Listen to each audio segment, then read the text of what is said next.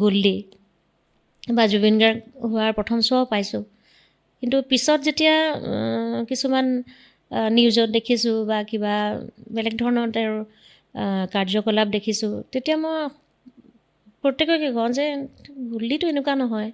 সপোনৰে পক্ষী আহানামি তুমি প্ৰাণৰে কাষলে মোৰ, জীৱনে মৰণে শয়নে সপোনে তোমাকে বিচাৰো মই, তোমাকে বিচাৰো মই। সপোনৰে পক্ষী আহানামি তুমি প্ৰাণৰে কাষলে মোৰ।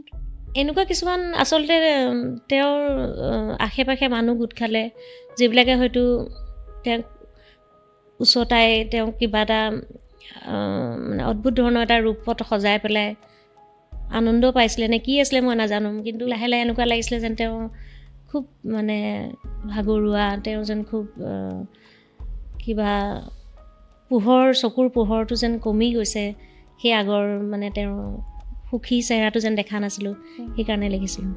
গান গোৱা গৰখীয়া ল'ৰা, গান গোৱা গৰখীয়া ল'ৰা, তাৰ ওঠত কেৱল গান আছিল, তেজত আছিল টকবক সুৰৰ নদী।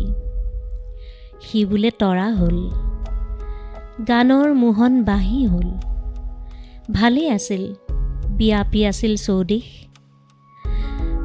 ৰাধাৰ দৰে মোৰো যে কি জিজ্ঞাসা, গানৰ বুকুত ডুবকৈ কেনে যে লাগিছিল।